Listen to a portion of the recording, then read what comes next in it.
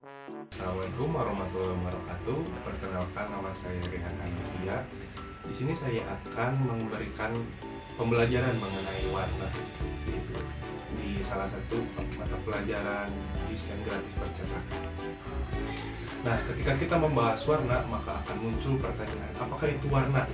Nah, ada beberapa penjelasan, tapi saya akan menjelaskan satu penjelasan mengenai apa itu warna. Nah, warna merupakan fenomena yang terjadi karena adanya tiga unsur. Yang pertama itu adalah cahaya, terus objek dan observer atau pengamat.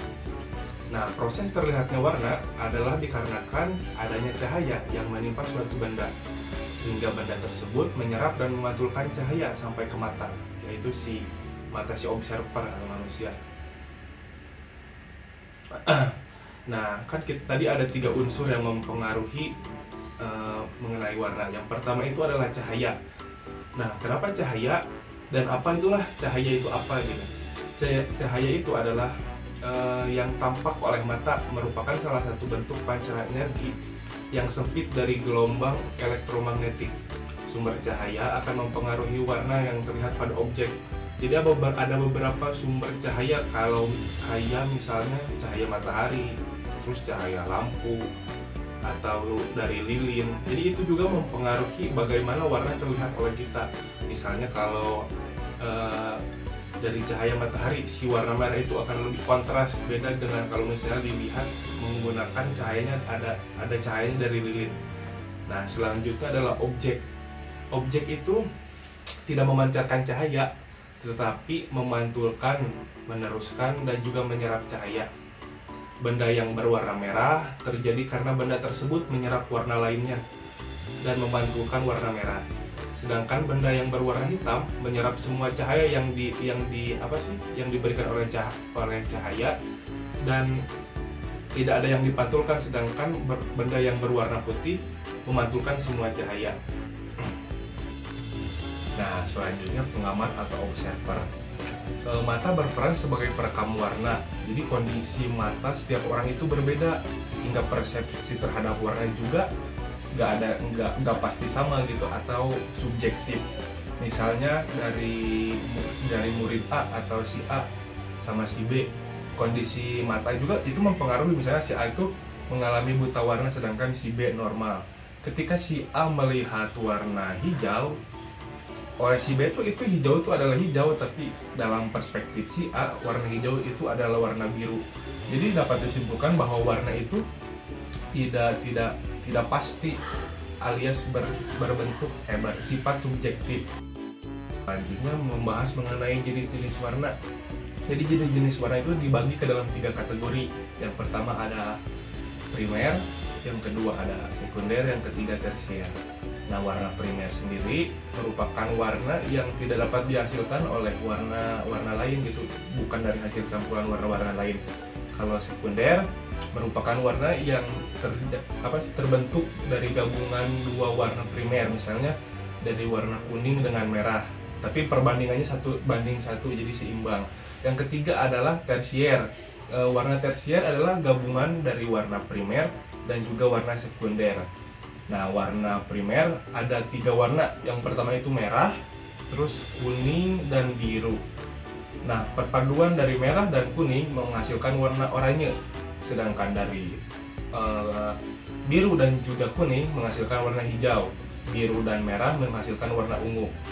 Nah, apabila si warna primer itu menghasilkan warna ungu, kan tadi dari biru dan merah. Nah, si warna ungu ini dicampurin dengan warna primer lainnya, warna sekunder tadi dicampur dengan warna primer, nah menghasilkan warna tersier. Itu tadi menghasilkan warna violet atau merah violet. Nah, kayak gitu. Selanjutnya kita akan membahas mengenai fungsi dan karakter warna. Yang pertama, fungsinya. Warna berfungsi, yang pertama itu sebagai identitas, yang kedua sebagai isyarat, dan yang ketiga sebagai psikologis. Identitas yaitu mengenai suatu atau untuk mengenal sesuatu dari warna. Seperti misalnya kita bekerja di pabrik, dan di pabrik itu kan seragam si pegawai itu dibedakan. Misalnya bagian A itu berwarna merah, di bagian B berwarna hijau, bagian C berwarna ungu misalnya. Nah itu tuh memiliki fungsi untuk identitas, jadi membeda-bedakan dari A, B, C, D. Soalnya kan kalau misalnya semua seragam itu kan warna merah sama J kan tidak bisa dibedakan. Nah disinilah muncul fungsi identitas tuh. Nah selanjutnya sebagai isyarat, itu warna dapat memberikan tanda atau sifat atau keadaan atau kondisi. Seperti misalnya contohnya kita kalau untuk keadaan tuh atau kondisi itu kayak misalnya lampu lalu lintas. Kan di lampu lalu lintas ada 3 warna, merah, kuning, hijau. Nah kalau merah kan tandanya berhenti, kalau kuning itu hati-hati atau siaga lah gitu. Kalau merah kita boleh jalan. Kita bisa lihat juga di rambu-rambu lalu lintas, kan kalau misalnya kuning ada tanda hati-hati, nah hati-hati. Kalau misalnya kalau warna biru itu tuh bukan peringatan tapi tanda, misalnya ini tuh jalurnya kemana. Kalau hijau penunjuk arah segala macamnya. Nah yang ketiga itu psikologis, yaitu warna yang memberikan kesan tertentu kepada orang yang melihatnya. Seperti warna hijau nih misalnya, hijau tuh membuat tenang, kalem. Oke. Selanjutnya mengenai karakter dari warna, kan tadi menjelaskan mengenai fungsi. Nah sekarang menjelaskan mengenai karakter warna. Warna pertama itu adalah hitam. Nah hitam itu merupakan warna tertua, membawa sifat kekuatan, kemewahan, kematian, dan juga ketakutan. Bisa dilihat di film-film kartun ketika ditampilkan sosok misalnya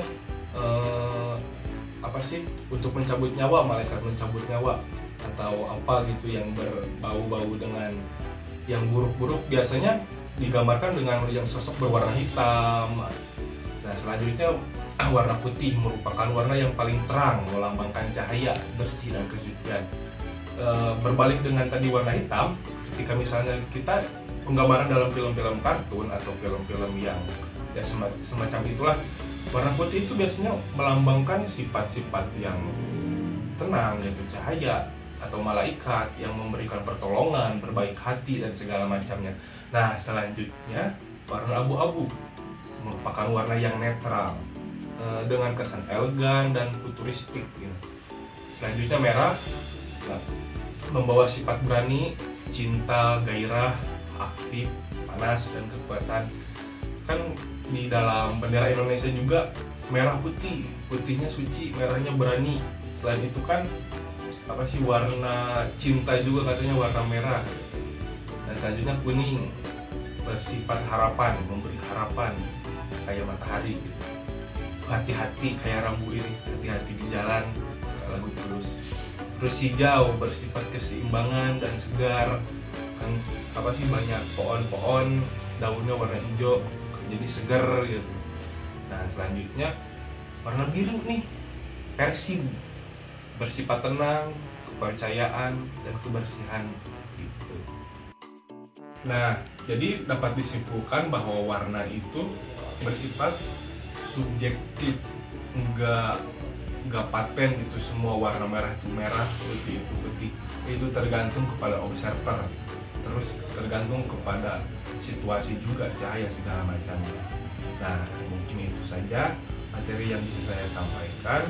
Jika ada kurangnya mohon maaf, jika ada lebihnya dilebihkan, dikembalikan juga. Wassalamualaikum warahmatullahi wabarakatuh. Selamat bersenang-senang.